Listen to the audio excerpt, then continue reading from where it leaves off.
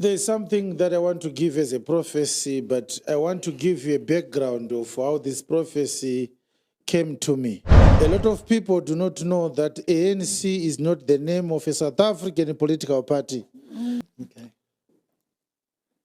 The people who were participating in the struggle for political independence in Africa, the nationalist movements, we have the Chama Pinguzi in Tanzania. Okay. We have the ANC led by the Kwame Nkrumahs and the Julius Nyereres. ANC is the name of an African political party that consolidated. ANC, Okay. Zimbabwe used to be a member of the ANC. Right. Zambia used to be a member of the ANC. Okay. Angola used to be a member of the ANC. Ghana used to be a member of the ANC. Wow. Yes. But because political parties were then banned from time to time by the colonial governments of these small countries, they had to come up with new names over and over again. Okay. From NDP to ZANU, and so forth. And now we have this creature called ZANU-PF. Yeah. This is the issue. The nationalist movements, the nationalist political parties that then organized themselves into armies. The Zanla forces in Zimbabwe, the Zipra forces, Yes. the Mau Maus. Yes. And then they fought protracted armed struggles, armed wars with the white colonial settler regimes. And after a very long period, they got independence, and that's where we are. There is a certain issue that did not work well that I need to expose. Okay. Us who were born after these wars were fought, us who were born after independence, we read about how our people were oppressed by the whites, Yes. and how they had to, our ancestors, our fathers, our brothers, had to organize themselves to go to war, to fight injustice, Yes. to fight repression, to fight oppression, Yes. to fight subjugation, to fight segregation, systemic racism, economic subjugation, economic alienation, economic deprivation. Yes. We read about it. They organized themselves and they said, enough is enough, let us fight. And they fought. Many of our sisters and brothers and mothers and fathers, grandfathers and grandmothers died. Eventually, because of numerical advantage, we won these wars. Some of these countries did not win. Independence came as a result of United Nations resolutions. Yes. Every colonial master country must give back the native peoples of those lands, their country, so that they can govern themselves. So it was because of these resolutions that most of African countries eventually became independent. It wasn't because we were better than the whites at fighting for most of the part. Colonialism had lost its beauty on the international stage. Okay. Yes. And so at international level, it was now being frowned upon. So colonial nations were now being coerced by international law and by international treaties to abandon colonialism and colonial structures and hand back the nations to their people. This is what happened. So we got our independence. One of the reasons why we are backward as Africa today, it is because those who fought the white settler regime did not commit, and listen to me carefully, did not deliberately commit to impart with clinical precision and military accuracy the experiences that led to the armed struggle. What kind of oppression were you facing? How were you being treated? It's written in books, but there were never lectures, there were never interviews that were properly conducted where those who were abused stood up to speak, those who watched their parents being abused and tortured, and those who lost their livestock in the Land Husbandry Act, the Land Apportionment Act. How did they got affected emotionally? And what then was the trigger moment when they finally said, enough is enough. Let us go and fight to regain our dignity. I want to submit to you, before I give this prophecy, that this is a betrayal. Okay.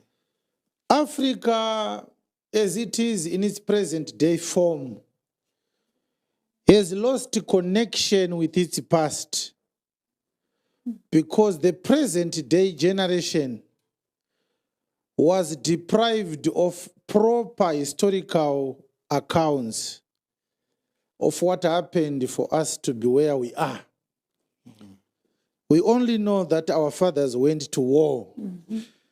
Some left school, some ran away from paying jobs. Some left one-day-old children to go to war. What was the motivation? There was never a consolidation of these struggles. No. I want to submit to you that it was deliberate. At this point tonight, I won't be able, I will refrain myself from pointing the finger. Who was responsible for the gagging of proper historical accounts of what happened for us to fight so much of a formidable colonial force where we could not reasonably anticipate to win, even though we got help from the communist and socialist countries like Cuba, Russia, China, and others.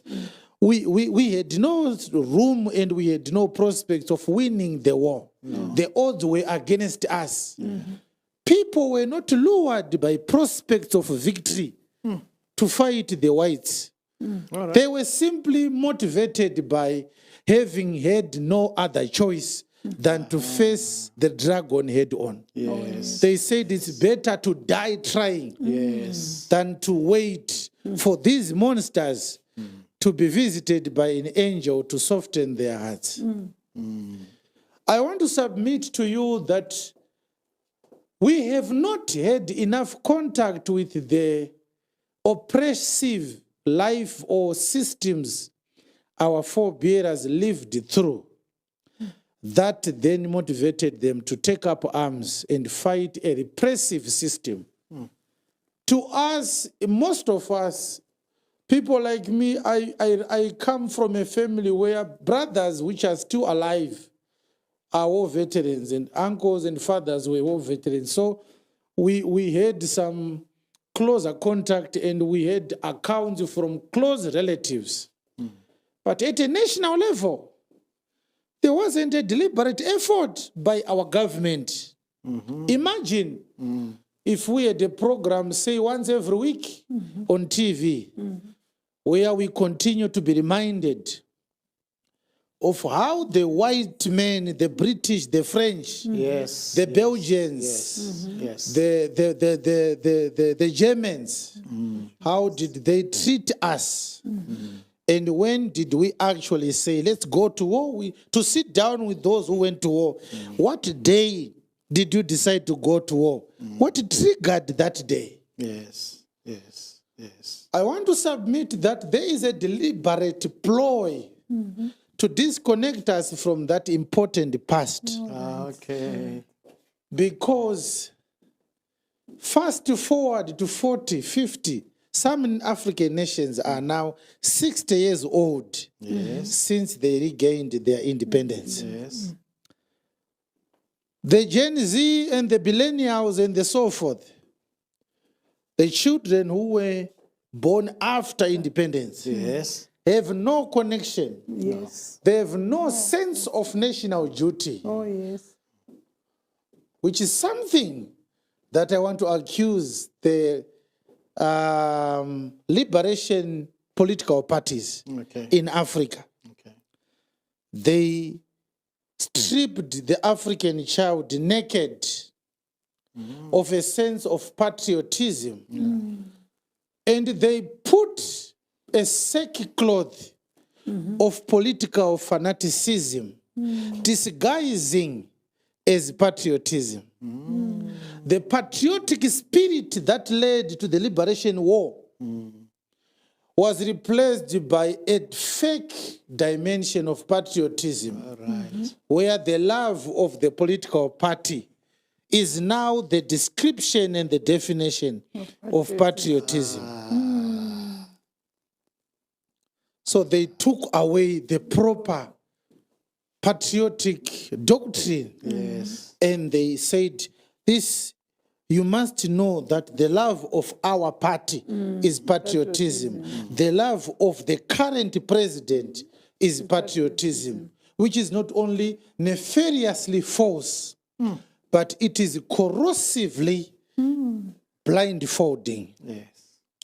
Because when you have a conversation between a true patriot and a political fanatic, how many Africans are able to distinguish the two? The one who is talking about rebuilding the nation Yes. and the one who is talking about defending the status quo. Yeah. How many African children are able to distinguish when politicians are talking to say this one loves his country, this one loves his president? Yes. How many Africans are able to do that? The question is, did it happen randomly or it was systematically carved into us? Forget the love of country.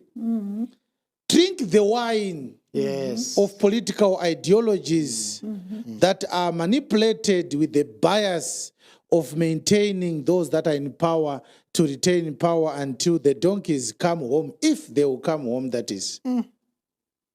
This is a serious problem.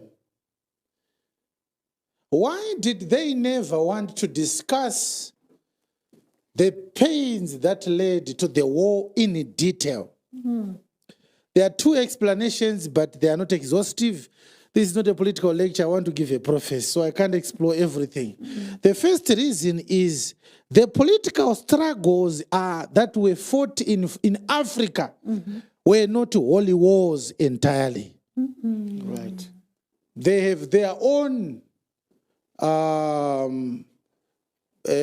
taintings. Yes. They have got their own sad stories. Yes.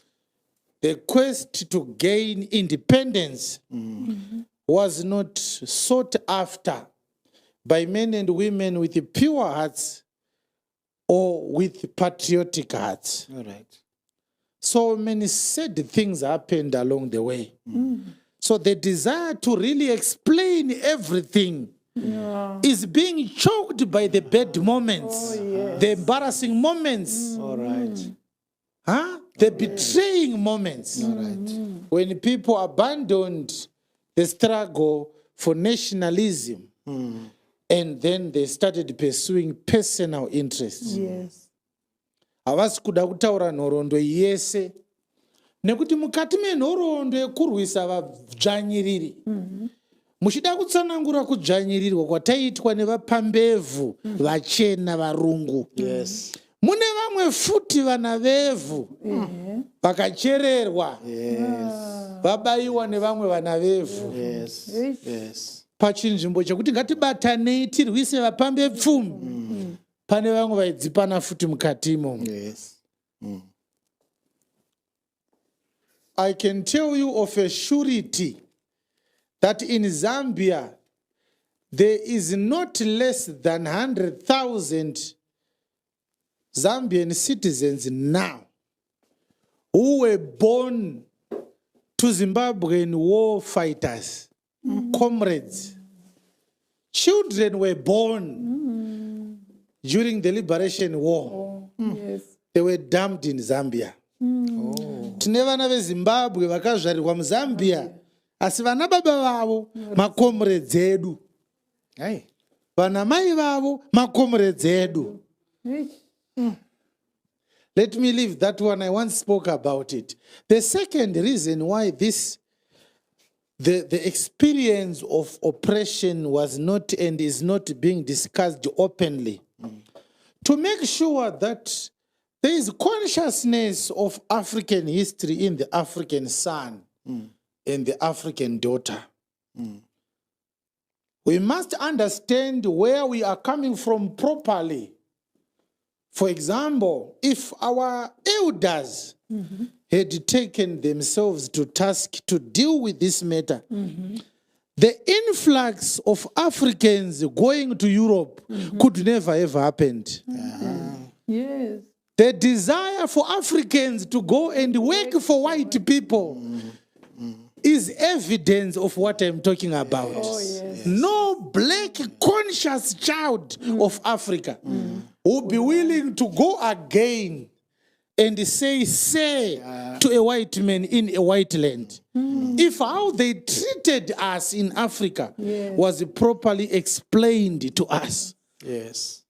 Mabatirwa akaitwa madzisekuru edu navanambuya vedu nevarungu. Dai madzisekuru edu nemanambuya vedu vakanyatsotitsanangurira madzvanyirirwa avaitwa. Hatina mwana weAfrica izvezvi angadai achiti green pastures kutaura England. Hakuna kana one. Hey. Pastor, do you know that when you were a garden boy to a white farmer in the colonial era, there were meters between the garden boy and the missus. Violating those meters, he would be flogged at the police station. Murume mukuru ane 40 years. Airamba achinzi garden boy. Achita u garden boy paprazi remurungu. Mukadzi wemurungu akauya akatanga kutaura na garden boy. Aifanirwa kumira at least 3 meters away. Kungomira padhuze na madam. Aendeswa ku police station. Onozvindwa. Achiroverwa nhau yekuti anga aenda padhuze na missus.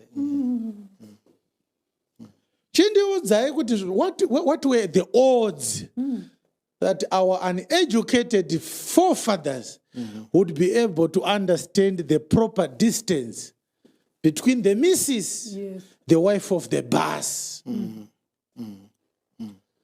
The second reason why this history was deprived of us, it is because consciousness of our identity and the consciousness of our dignity, consciousness of our rights, was only good when the oppressor had a different skin color to us. These liberation war movements or revolutionary parties, they sat down in their secret rooms and discovered, if we raise a population that is as alert to their rights as we were when we took up arms against the whites, the African son will one day rise against us. If we start behaving like the white masters were behaving, they will take up arms against us again. So the history of African liberation in school history books is cooked up to make sure when you read the history of colonialism, you don't feel any emotions in the reading. Have you seen that? Go and read the history of the Holocaust written by the Jews. The Jews, when they read those books, they read with tears. Yes, they cry. They cry why after reading the history of the Holocaust, it was written by Germans with the emotions of the pain. This is why when you talk about Nazism, you are provoking a Jew. It doesn't matter what time of the day it is. Because the Nazism is what brought the Holocaust. Yes. You understand? So listen to me. If we bring the 16-year-olds and the 17-year-olds, the 14-year-olds of 1973 today, Mnangagwa will not last 2 months. All right. Yes. Tikatora ma 16-year-olds, nema 17-year-olds, nema 14-year-olds, nema 21-year-olds, a 1969. Hatimbo fataka ita chakwera umalawi, haiti 1 month aripo. Kana yaru Mozambique hamburamba aripo. The apathy, the nonchalance, and the docility of the African son and the African daughter is a deliberate plot by the political elites. Right. It's a syndicate. From the churches you find in Africa to the syllabus in the school of Africa, they are all designed to consolidate a doctrine of passiveness in the African child. Hey. When you hear and when you see oppression happening to your fellow brother, the first thing you think about is the verse that says, give the other cheek.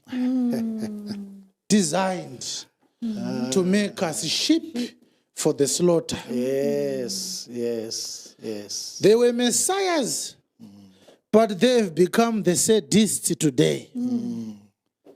They didn't want a revolution against themselves. So they said, we are going to preside over a state that is people with no ideological capacity to question the status quo. We are going to preside over a nation with no ideological capacity to see what is wrong, what is unacceptable, and what is outrageously unacceptable. The African can see what is wrong, what is unacceptable, and what is outrageous. He puts up the same reaction into these 3 situations. Go to other places. Go to Iran. One woman murdered by the state.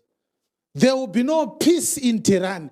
All the women stood up to protest against a tyrannical government because an Iranian woman was beheaded for not wearing the hijab. Women protested over the Ayatollah regime in Iran. Women, they protested alone. But we have endless lists of African sons and daughters disappearing. Yes. The men are the ones writing on Facebook, there's nothing we can do. The women of Iran are stronger than the men of Africa. The women of Iran are stronger than the men of Africa. The women of Afghanistan are stronger than the men of Africa. But we did not become weak by coincidence. We were put in a cooking pot. The education system boiled us from grade 0. By the time you are a graduate, you are now a certified sheep, a certified follower, a certified disciple of the politics of kleptocracy. Now, the prophecy is that we are going to have another coup in Southern Africa. Okay. That is the prophecy. We are going to have another coup in Southern Africa. Okay. The coup that was executed in Zimbabwe in 2017 was the first coup in Southern Africa since the independence era. Hey. we are going to have another coup in Southern Africa. And that means I am not talking about a coup in Zimbabwe. You understand? I have to be clear. This is not a coup d'etat to be done in Zimbabwe. No. And this is the issue now. The issue is democracy has failed in Africa. The dimension of the democracy we have in Africa, some political students are actually writing theses and papers and academic papers right now to try and ventilate what went wrong with the Western handed down democracy of Africa. What they have discovered and what every academic in political science has discovered is that democracy was strong until African political extremists discovered that it is a very abusable tool to become a dictator disguised as a democrat. Democracy has become a very useful tool for the dictators. And if you are not very analytical and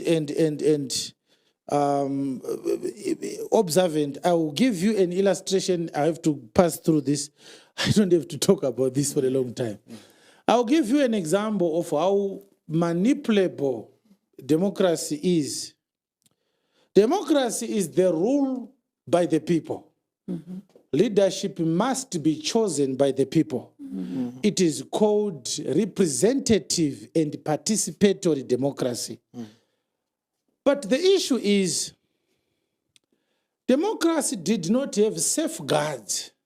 For example, if it is about who gets the most votes, what happens if somebody uses certain tools to force people to give him the most votes? Okay. This democracy did not foresee that problem. It ended by saying, if you get the most votes, you are democratically elected. It did not provide for the methods by which people obtain popular vote. So African dictators are simply frog marching their citizens to the polling stations. Vote for me or you disappear this week. After people vote, they publish the election results. I have won! The winner! And people can't do anything about it. Yes. The argument is, didn't you say, I need to receive popular vote to govern my people? Yes, we said that, but no, there's no but. Did I not win by a landslide? Yes, you won, but no, there's no but. I have won. Go and sit down, my friend. I'll be your president for the next 5 years. This is one of the weaknesses of democracy. It did not have safeguards on the methodology by which popular votes are obtained in an election. The second problem with democracy is the psyche of the voter. The quality of the voter. What if the voter is an idiot? Right.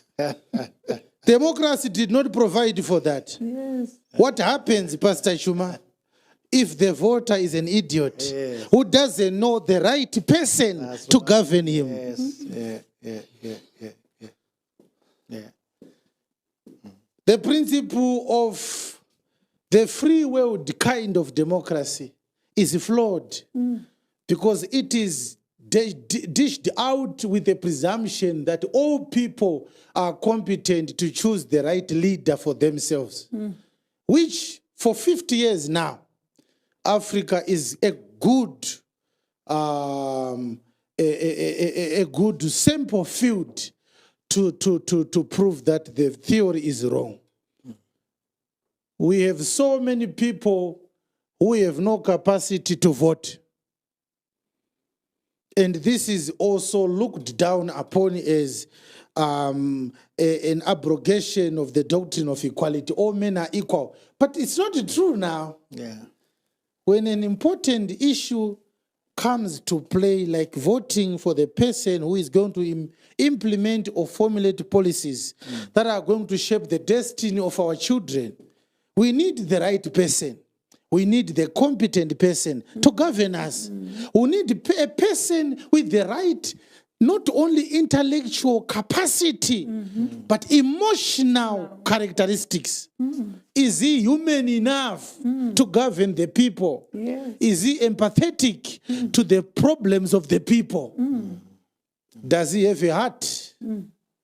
We need to think about that. Yes.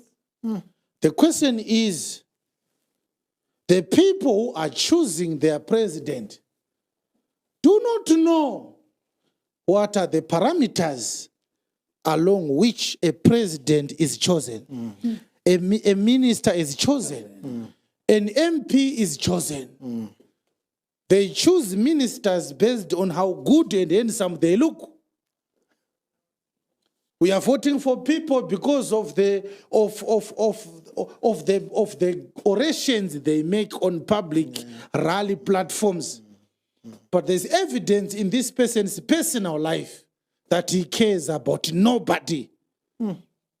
But you must understand that during the colonial era, there were laws that said if you don't own this and that, you don't vote there and there. Okay. Yes, there were laws that said if you are not a landlord, if you don't have a property in this constituency, you shouldn't vote in other jurisdictions. There were such laws.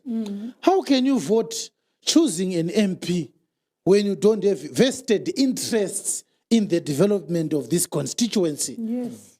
Some argue to this day that the criteria of those governments had wisdom in them. Unovota unei. Ukavotera munhu asiri ucharasikirwa nei. If you have got nothing to lose, what are the odds that you care the quality of the leader you are electing into office? What do you have? So democracy has failed. I speak both as a human being and also as a man of God. Amen. Democracy has failed Africa. And we are going to see another coup. Because the Zimbabwean coup was a failed coup. What their objectives were as they pronounced them that fateful night. We are targeting criminals. We want to restore a legacy. The military was too fast. It did not consult with the people. The academics were too exasperated with the economic situation of the Mugabe dispensation. Their minds froze. They started dancing and ululating to the military mantra. But they were not putting and applying their minds to ask critical questions. Yes. Questions like, which legacy are you trying to restore? All right. Yes. All right. Which legacy did Mugabe bring that was worth restoring? What legacy did Mugabe leave for the military to want to restore? Hey. Until today, such a question was never asked. You understand? Yes. The so-called academics went to sleep. Yes. Yes. The so-called opposition politicians, they were mesmerized. And where we are now, Zimbabwe is far worse than it was in the Mugabe era. Therefore, there was nothing restored, nothing restituted, nothing amended, nothing built after the coup in Zimbabwe. But that doesn't mean that Mugabe needed to stay longer. That's not what I'm talking about. I'm simply talking about the barrenness of the Zimbabwean 2017 coup. Yes. It is as barren as the Mnangagwa's Second Republic. We are going to have another coup in Southern Africa.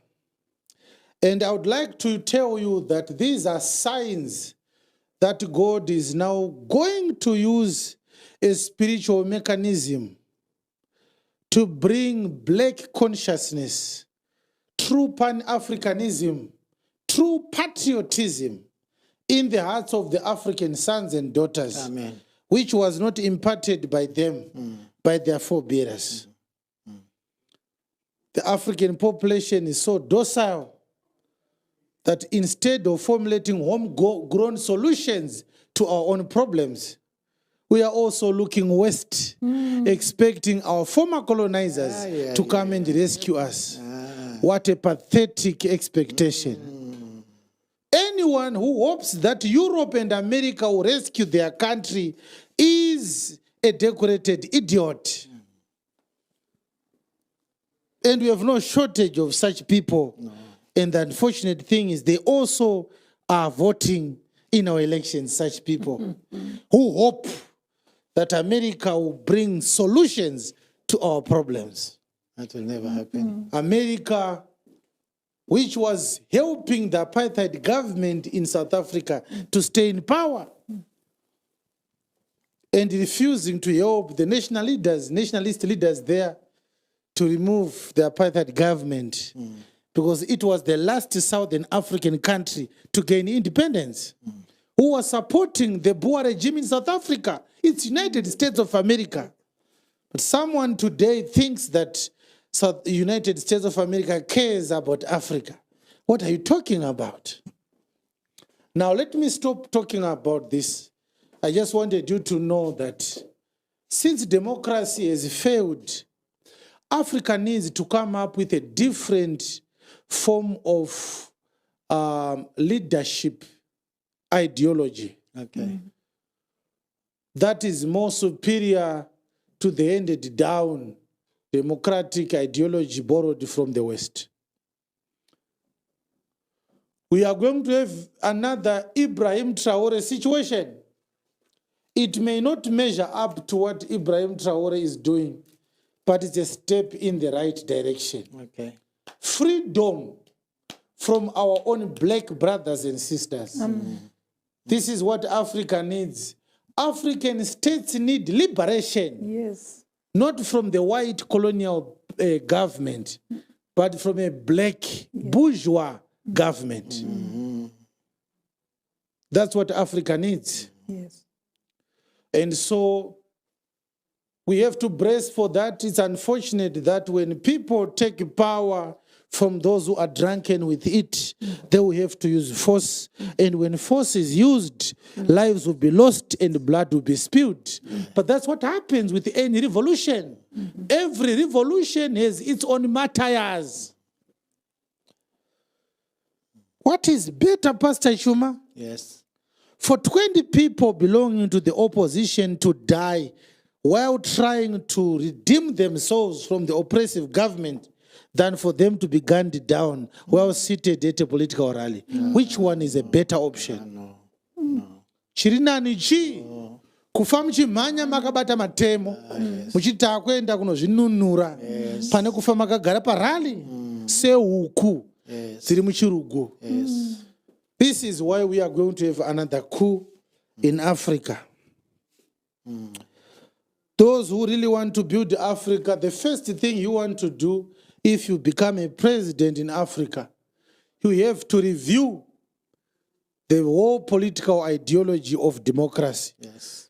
The philosophy of democracy has brought so many wounds to the African people.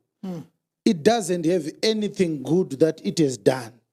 A very, very subservient ideology. A very, very manipulable philosophy. Yes. Yes. Anyone can manipulate democracy. People are forced into lorries. People are forced to attend rallies. When the rally starts, the one with a microphone is the dictator. The people who have been marched into the buses, they are not allowed to speak. The national newspaper and the national television station, they are working also for the dictator. At 8 o'clock news, the presenter of the news says, the stadium was filled to the brim. It is clear the president is as popular now as he was 45 years ago. people can't let him rest. He wanted to retire. It's the people who demanded him to retain the presidency. They say, where will we get another better president like you? The president is old. The people don't want him to rest. The people who are being quoted, they are not being given the microphone to speak. Yes. The international world, they see a stadium full of people. They don't know that 99% of the people in that stadium, they attended the rally out of fear, not out of love. Some of them have vending markets that they are being manipulated using. We will take it back from you if you don't attend the rally. Some were given jobs. You must attend every rally. The people are filling stadiums, but they are not doing it willingly. Oh, yes. Nobody can prove it. That the people who attended the rally were frog-marched to the rally. They were arm-twisted to the rally. They were coaxed to the rally. At breakfast news, the president will say, I welcome the invitation by my people to lead them once again. I am a humble servant of the people. Last night, his soldiers were beating up people in the locations. Democracy is a mirage. It is a ruse. It is a ghost which needs to be exorcised in the African continent. And this is why we are going to have another coup in Southern Africa again. All right, let's leave this one. Quote me, write it down. Am I not a man of God? Yes, I did not give you a date, but it shall happen. Yes. I've just explained why it is happening. All right, I want to do a tete-a-tete for 5 minutes. Yes. This is a very emotional matter to me because I'm seeing things right now. Some of them I shouldn't share with you. Let us have two people, a man and a woman, speak for exactly 3 minutes, not more than that. Say whatever you want to say about the prophecy. There will be another coup in a different Southern African country, which is not Zimbabwe. When will that happen? I don't know. But this is what the Lord said I should say. The reasons, I've explained them in almost an hour now. Let us hear what you feel and what you think about this prophecy. Let us hear from our believers.